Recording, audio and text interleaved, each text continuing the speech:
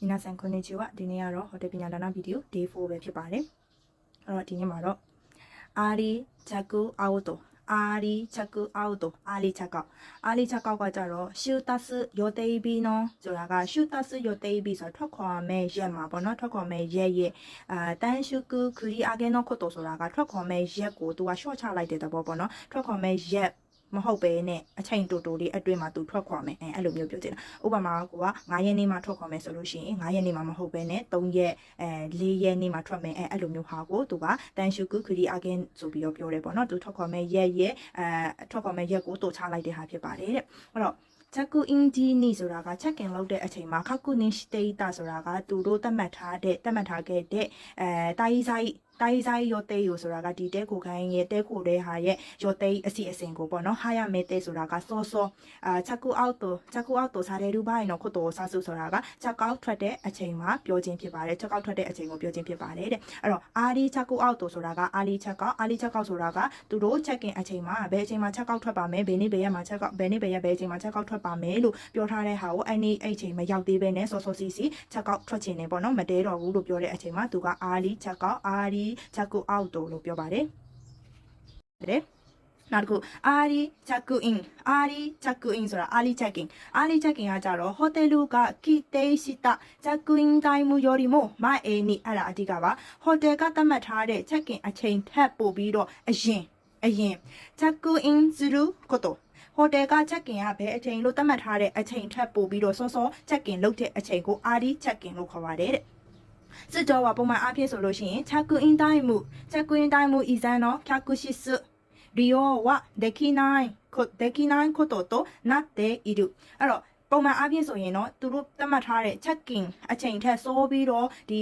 အခန်းကိုတုံးတာပေါ့နော်ဖြာကူရှိစအခန်းတုံးတာကိုမလုပ်ပါဘူးတဲ့အခန်းတုံးတာကိုခွင့်မပြုပါဘူးပေါ့နော် check-in အချိန်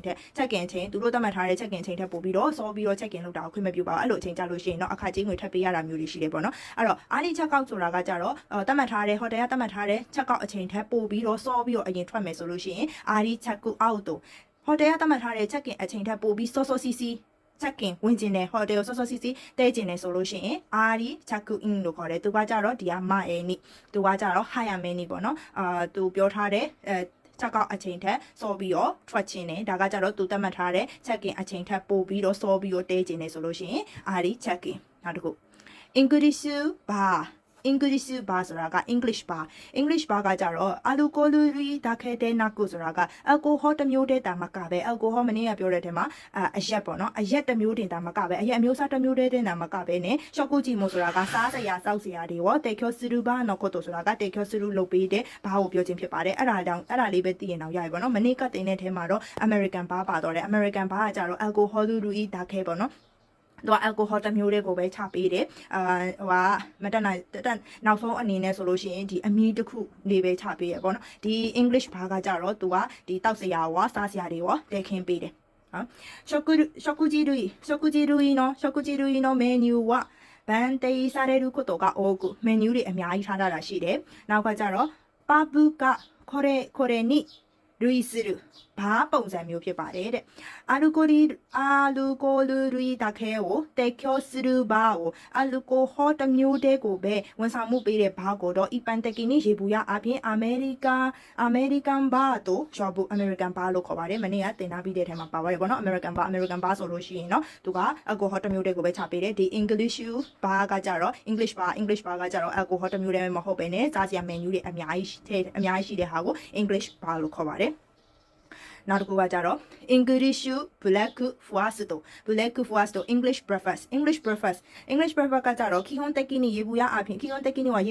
ဆိုရင်တော့ American black fast တို့ဆိုတာ American breakfast နဲ့ onaji mono de aruga တူတယ်လို့ဆိုပေမဲ့ပေါ့နော် English black fast တော့နော်ဘိုင်းဝ English breakfast မှာဆိုလို့ရှိရင်နဲ့စုကိုနေအဲ့ဒီမှာဘာတွေပါမလဲဆိုတော့ furaido ဆိုတာက fried ကြော်ထားတယ်ပေါ့နော် tomato ဆိုတာခရမ်းကျင်တီးတို့နောက်တစ်ခုကကြတော့ beans ဆိုတာက beans ပေါ့နော် beans ပေါ့ဟုတ်တယ် beans ဆိုတာ beans အစီတွေပဲနေတို့ဘာလို့ကိုပြောတာနောက်ကကြတော့ furaido ဆိုတာကကြော်ထားတယ်ပေါ့နော်ကြော်ထားတဲ့ဘာတွေပါလဲဆိုတော့က မီရှူလူ mushroom sorry mushroom ဆို mushroom ဆိုတာမို့ကိုပြောတာပေါ့နော် mushroom နာတော့က mushroom မို့တွေကပေါ့နော်ခူဝဝရီဆိုတာကပေါင်းထည့်ပါဝင်ပါတယ်တဲ့အဲ့တော့သူ့ရဲ့ဒီ English breakfast မှာကြတော့ကဒီလိုကြော်ထားတဲ့tomato တွေ beans တွေနောက်တစ်ခု mushroom ကြော်ထားတဲ့ဟာလေးတွေပါပါတယ်တဲ့မနေ့က American breakfast မှာကြတော့သူက juice တို့ milk တို့နောက်တစ်ခုကကြတော့ဘာလဲ sausage တို့ဘာလို့ပါတယ်နော်ဒါကကြတော့English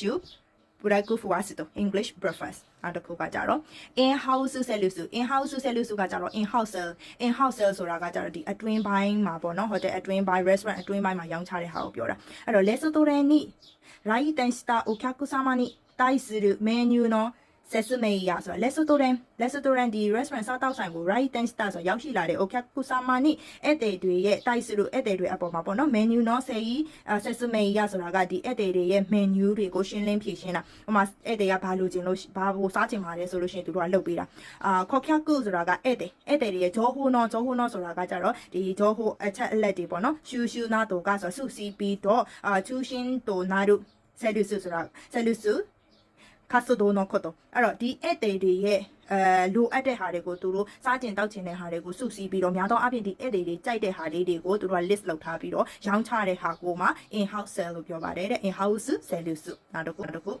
တော့မေးပါတယ် wake up call ဆို wake up callနှိုးတာပေါ့နော်နှိုးတာကိုပြောတာဒန်ဝါနီယောဒူမေဇာမရှိစာဘီစနိုကိုတိုဒန်ဝါနီယောဒူမေဇာမရှိစာဘီစနိုကိုတိုဆိုဒန်ဝါနီယောဒူဆိုဖုံးပြမေဇာမရှိစာဘီစနိုကိုတိုနှိုးပေးတဲ့ service ပဲဖြစ်ပါတယ်တဲ့ဒိုင်ကီဘိုဟိုတယ်လူတွေကဆိုဟိုတယ်အကြီးတွေမှာဆိုလို့ရှိရင်ပေါ့နော်ဟိုတယ်အကြီးတွေမှာဆိုလို့ရှိရင်တယ်လီဖုန်းအိုပေးလေတာကတယ်လီဖုန်း operator ကတန်တိုစရုကတာဝန်ယူပြီးတော့ပေါ့နော်ရှော့ခီဘိုနာဟိုတယ်လူတွေကဆိုတာကဒီဟိုတယ်အသေးတွေမှာ